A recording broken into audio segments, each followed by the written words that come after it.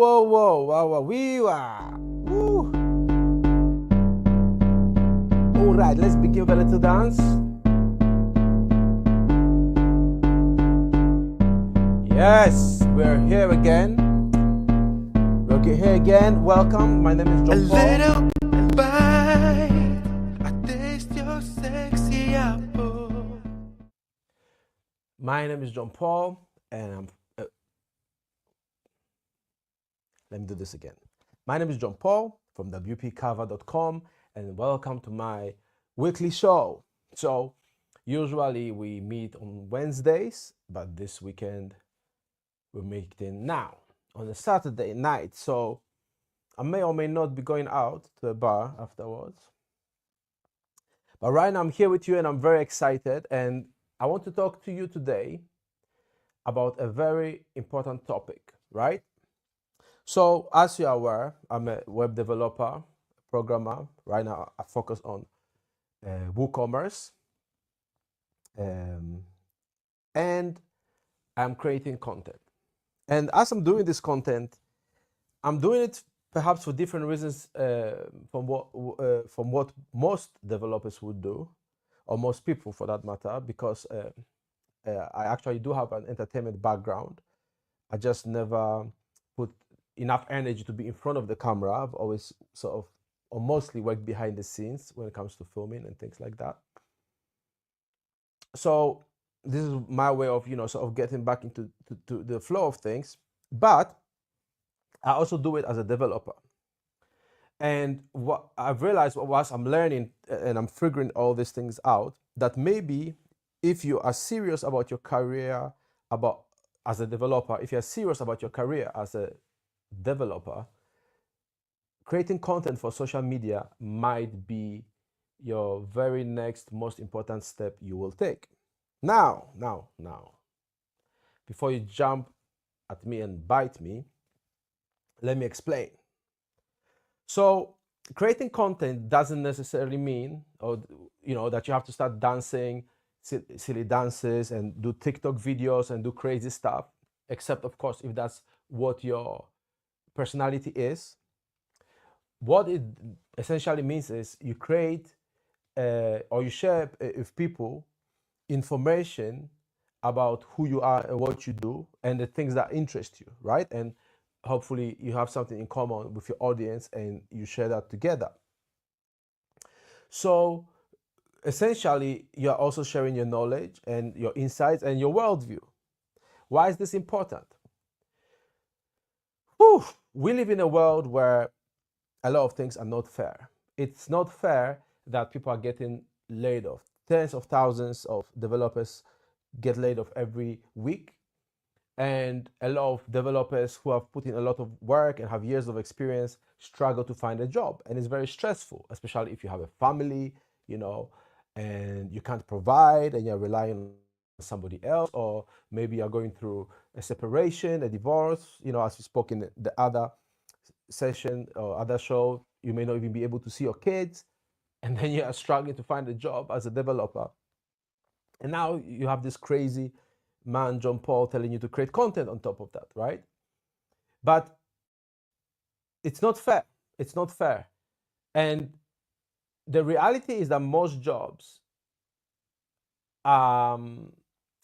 you attract them or you get them through a connection with someone who likes you. Even if you end up going through the traditional route of going through interviews, somebody along the way must champion your cause. Somebody somewhere in the hiring process must say, that's the guy.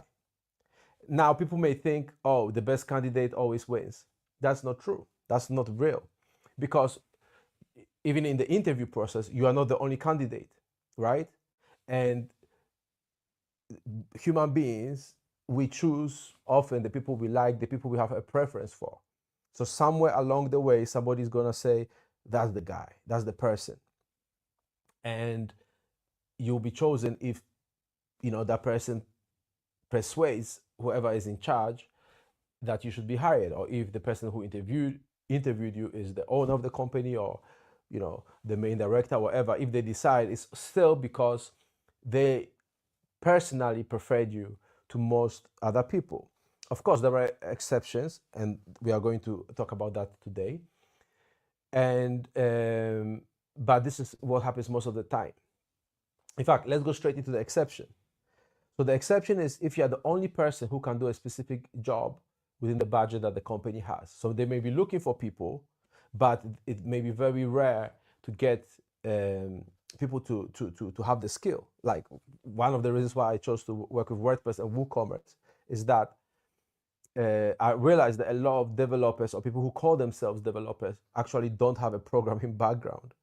And so the owners of shops or WordPress owners wouldn't be able to afford a programmer, who wants a job in a bigger company to do the work for them. So they would hire me because I had the skills and knowledge to fix the problems everybody else couldn't. And often the problems I solved, I would be the last resort, right? Because as we spoke in another session, I like to be the most expensive one whenever I can. Of course, I provide the value way, way, way above whatever I'm paid. But sometimes it takes people a while to realize that they need to get the best, right? For their project, for what they're doing. But if you are able to demonstrate that you have an exceptional skill, that's where you're more likely to get the job, whether it's a freelance gig or just an employment that you want. And that's where content plays a big role, because short of nepotism, right? And if you're watching this, chances are you don't have somebody close to you who will give you a high-paying job, right? You may or may not, but you may not want to depend on that person anyway. So short of nepotism and just very intense high-level networking, content is your next best choice, as close to being connected with people, because I've already had people come to me just because they've watched my content. And people now who have seen my show connect with me. I know the show is not perfect. I know there's still a lot of things that I have to work through, and I have to make a lot of improvements. At the same time, just the fact that I show up live to speak to you is something that connects with people. So now, when that person, or you perhaps, if you are looking for somebody to help you with a WooCommerce project, you may just send me a message or get in touch with me because you believe and you know that I'm the best person for it. How do you know this? Because of the content I've created. Now, if you've noticed, not all the content I create, or most of the content, is not necessarily about web development, but it's more about things that affect web developers, right? Because I'm still looking for the best message to send. I'm looking for what's relevant to you, what I can share with you that is useful. So it takes time to figure that out, but you cannot wait till you figure it all out before you start, because then you keep waiting for a long time. Now, there's another part to this with all the layoffs and all the negatives happening right now. So when you create content, you essentially position yourself in a new class of people. I remember very fondly the years where, as a developer, I was special, right? Because so many people couldn't do what I could do. And in fact, I wish I realized the demand way before I did, because I had the skills, but I thought everybody knew how to build websites. I thought everybody could write a script or a program, a software program. I thought that was normal, right? Because as a kid, that was like a hobby to me. And I had a very old computer. Now it's old, but in those days it was a cool thing. Black and white, no colors. I didn't even have a sound card.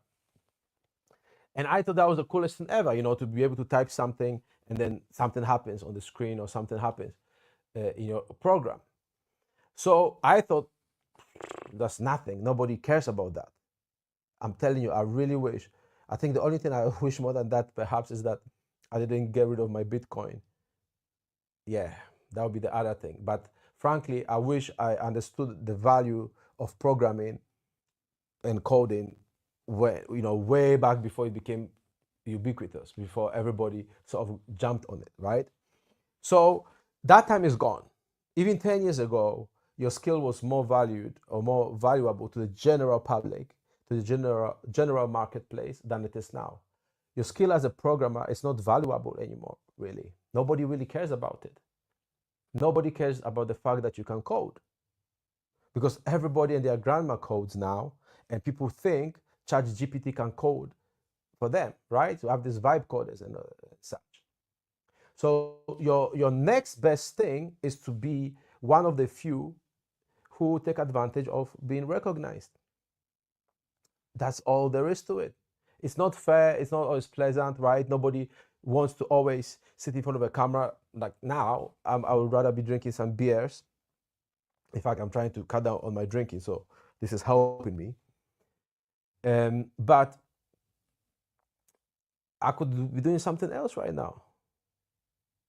And you probably might be doing something else than think about whether or not you should be creating content, or whether or actually having to create content. So I still do it, and I think you might consider doing it if you just want to stand out. Now, the common misconception is that you must have, hundreds of thousands, if not millions of followers to do this. And the truth is, all you need to really do is to build a small community of people who are like-minded, but who really pay attention to what you're saying. That's all you need to do. I had one client, one of my favorite clients, and his core list was less than or about 100 people. And that was way more than enough to have a six-figure income and to build a bigger business if you wanted to. And he did, later expand. But when we started working together, he was making good money from about 100 people, just because they pay attention to what he said. And I've seen several people do that. I also did that in the past, but again, I didn't know the value. So I was looking at the people who had millions of followers, and I thought, I'm not as good as they were, and I gave it all up, which is one of my biggest regrets. I'm talking about a lot of regrets now, because I am reassessing my life. Okay, all right. So I'm reassessing my life, and so as I'm sharing this with you, I'm also learning and figuring it out for myself, and I'm sharing with you what I've learned. So as a web developer, one reason for you to create content is just to showcase your personality, to show how you think, to let people know what kind of person you are. When you create content and somebody inquires about you and you say, hey, just check out my video on X, Y, and Z topic, right? Said, are you familiar with something? Let's say you deal with LLMs, right? So I'm learning about those because I'm curious. I don't really like AI much. Here and there, I find it useful for some mundane tasks, but I don't use it for writing, just so you know. Never, ever, Lord help me, right? That's not what I want to do. And so I use AI for things that I don't use AI for, which is like retouching images and transcribing content, right? But I can do that anyway with Photoshop. It's just all I know in Photoshop really is the blend tool. But the blend, I don't even know what it's called. You get the point. I'm not a fan. I'm gonna do another show about it because I think people are going insane, worshiping this thing for some reason. But that's besides the point, even though it matters here as well. But you want to showcase your personality. You want people to look at your video, right? So let's say you do LLMs, large language models. So you do a video on that. So now, whoever wants to learn that or is interested in that topic is likely to come across your video. Or if you go for a job interview, you could just tell the person that, hey, here are my views, here's my approach, things like that. You build up a catalog of work that represents you. And I think 10 years from now is going to be very, very valuable. Now, bringing it back to what I was saying about the time when your coding skills were more valuable. So in those days, the few people who could code did quite well for themselves, right? And I know it because I was lazy, but the money was good enough for me. And I moved to an area where you don't have to spend a lot of money. So it was perfect. It was a perfect way for me to live because I could just do a bit of work over a weekend, get some money, get drunk, have fun, whatever over the weekend, pay my bills. I didn't have much responsibilities when I started. And so it was easy. But as time went on, all these people came in specifically because they thought there was a promise of high income, of some kind of prestige, respect, a great job, an environment where you have fun and you just love what you're doing. And now people are just getting laid off left, right, front, and center. That's point one. Two, there was a time where you had to struggle, right, unless you're a big company, to find a developer. And then freelancers became very common. And then companies started having their own in-house developers, companies that were not, and I emphasize, were not tech companies. So a flower shop would hire somebody who'd be their web person, and they would work a job there, right? They would work on their WooCommerce shop and so, for example, and they would take care of all their needs, right? Or a place that sold food and so forth. Like people would just have their own IT person, whether it was a developer or some kind of programmer or a tech person, working in-house because they needed that level of support, and people still do. People still do. Now, when it comes to content, I think it was the same thing before. People would hire people to create it for them, right?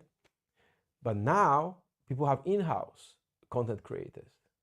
So if you're able to create content, which means essentially you know how to market yourself, because a lot of the content creation involves marketing, and you can code, that means you're opening a lot of opportunities for yourself. And those skills will become more valuable. Now, more people will want to create content, right? So there'll be more people jumping in, and already there are. But if you start now, you will have more experience. The same with coding. Now, I know it's still hard to get a job, but if you learn the additional skills of marketing, you can then create a lot of cool stuff for yourself. And one thing I suggest you consider, because I've made a little bit of coin that way, is creating tools that other web developers could use, or people who can't code could use. So people like no code solution, that's what they call them. But there are a lot of scripts you could create that make people's lives easier and make a bit of money that way. There, that's another show that we will look at that.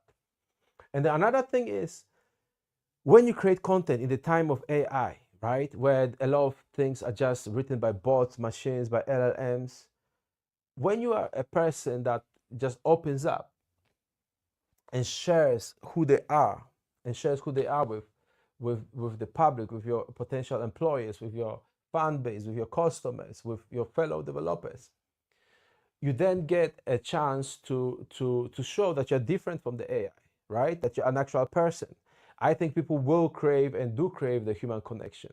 Right now, Chat GPT and such, those things are novelties. So everybody's drawn to the novelty. Yes, there will be a lot of people who still use those things. I don't think the actual use cases have yet been developed. I don't think it's the solution that people think it is, because it's really not. I know it's not. It's similar to when we had the internet boom. Yes, the internet became a big thing, but it wasn't the thing that everybody thought it was going to be. I remember an example of someone who they did a online shopping mall, right, back in the day. Now it would be a crazy idea, but basically a website, and you could buy a space on that website for your shop, and the idea was lots of people would come and be clicking around that website to buy things from individual shops. Of course, that was not realistic, not feasible. People didn't know that back then. Obviously you have eBay and Amazon who do similar, but it's a different model because it was basically consolidated under one website, right, like Amazon.com. But that concept, basically, when you click on the person's shop, that was a completely different design. So each shop has its own design. Crazy, right? That's like an internet within the internet. And a lot of silly projects like that. And people spend lots of money on them and then lost their money. Then, if you remember, there was all the rave about podcasting. Obviously, some podcasts became big, others didn't, but it was only the few people who really took it seriously that succeeded. It wasn't something that everybody succeeded with, even though it is a great way to create content. And then we had the blockchain. We all know how that went. Everybody said NFTs are the future, blockchain is the future. You know, you could argue all day long that yes, it is useful, it is important, but it does not solve every problem. It's not going to revolutionize the healthcare industry. I don't think it has yet. And I think it's the same thing with the AI. You know, there will be good uses. I don't think it should be used as a source of intelligence. I think that's where my issue really comes. It is a misnomer, artificial intelligence.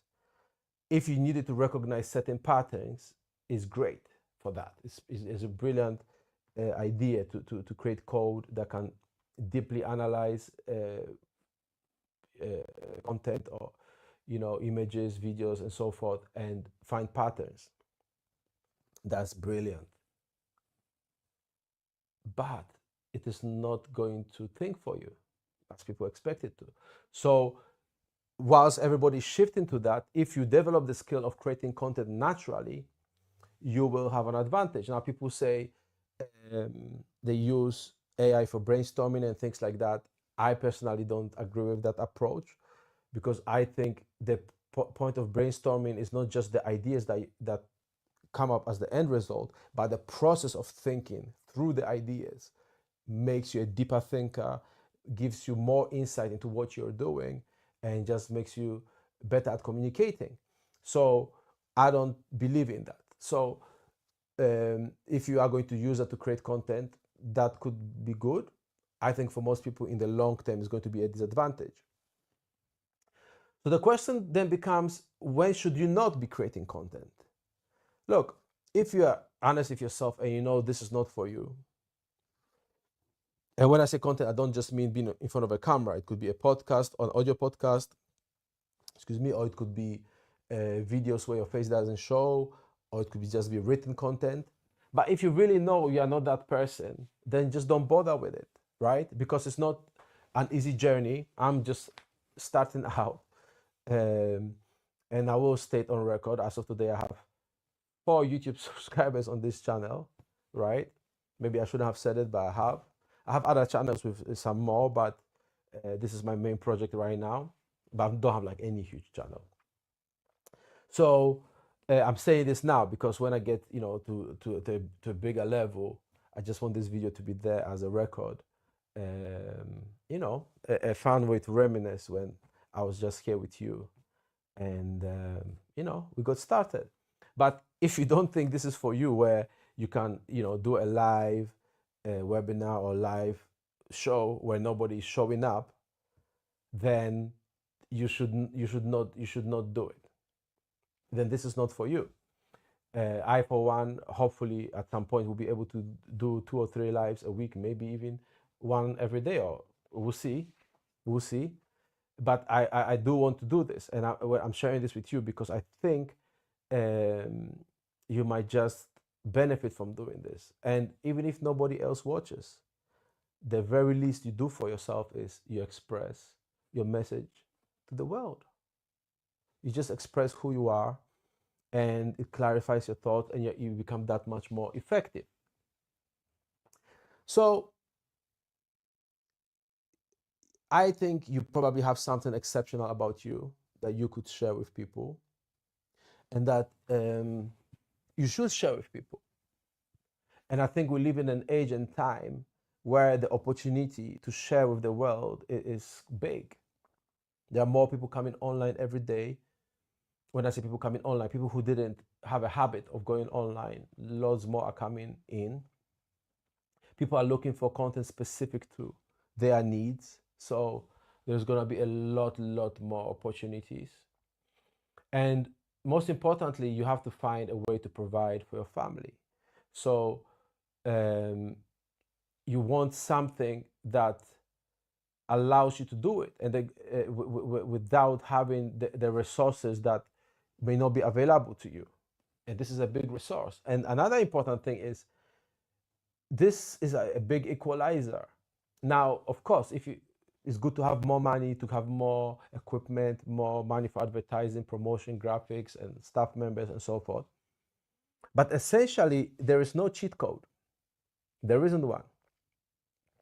So I remember watching President Biden speak, and I found myself watching some kind of comedy skit right in the middle of his speech, and then somebody was doing a TikTok dance, and I said to myself, so here is the President of the United States of America giving an important speech, and I'm looking at people twerking. I'm skipping that to look at people twerking. So does that not show you that the internet is a great equalizer, that content is a great equalizer, that being the president of the United States doesn't mean you're going to have more attention than somebody who is twerking with her friends in the middle of a park? So there has never been a time, I would argue, where knowledge and access to sharing that knowledge and sharing human experiences has been easier, right? I don't know where you are right now. You could be in Australia, you could be in the middle of the Amazon, you could be in the middle of Texas, you could be in London or somewhere in Moscow, you could be in the Antarctica, for all I know, and you could still get my message. And this is unprecedented. This is something that we've not had before. And with so many people wanting to hear a message, as a web developer, you should do it. And one more thing, you need to have a life outside of being a web developer. You have to have a life outside of being a coder and outside of even your family life. You need to have something else. You need to build assets. Content is an asset. We don't see it yet, but even though things like the metaverse have not yet taken off, similar projects will take off. And there will be huge demand, a higher demand for content. If this AI thing pans out well for humanity, we'll have a lot of free time. And that's when people want to hear from you. So in my view, as a web developer, you should create content. Just take your phone or write something. Just share a thought, share an idea. Do it every week at least once. Try to do it every day. Just a little bit of something, right? It doesn't matter who watches. It doesn't matter who doesn't watch. What matters is that you express yourself. Let it be a little snowball that becomes an avalanche. And that's how you are going to build up a catalog of interesting things to share with people. And you will get more opportunities that way, that's for sure. If you stay consistent, if you keep going, you will attract people to you. And there are many people who don't want to be web developers anymore. And creating content could open the door to another career opportunity. So maybe you could do content about your hobby, your passion, things that you really care about. And that's how you move to something else. So, whoa. I think we've come to the end of the show. So this is all I've really got for you, right? So I'm going to be back next week. I'm gonna share some new ideas. I'm working on changing the format of this show to make it more interesting, make it more exciting, make it more professional. I really want to put a lot of effort into giving you the best I can, so you can enjoy yourself anytime you tune in. So I'll see you soon. If you want to hear from me sooner, send me a message. Come to wpcarver.com. Let me know what's going on. Let me know if you have any questions or if there's anything you want to share. And yeah, so I'm going to say thank you. I'm going to play a song and we're out. Woo!